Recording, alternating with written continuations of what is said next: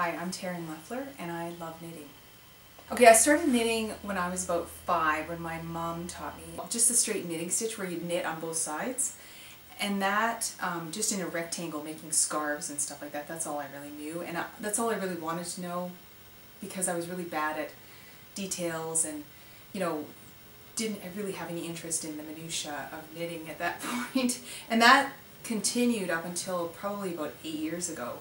And then I just started getting into knitting. I started making socks. Making socks that, or small projects really kind of interested me creatively. And then I just kept going from there. And now I make sweaters or socks and cardigans, but mainly sweaters and socks right now.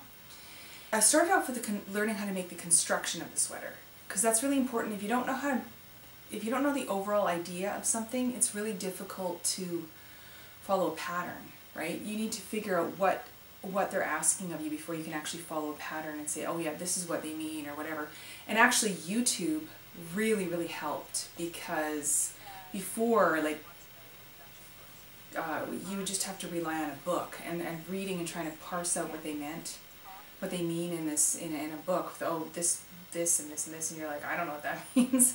So it's way easier just going online and saying, oh, how do I do this stitch? Or how do I construct a sweater? What's the basic idea of constructing a sweater? I love knitting because it calms me down, and it's kind of transcendental. It's like when you're knitting, you kind of get in a bit of a trance too. It's just really, it's soothing, it's calming, and unless of course you make a mistake and then you have to unpick everything.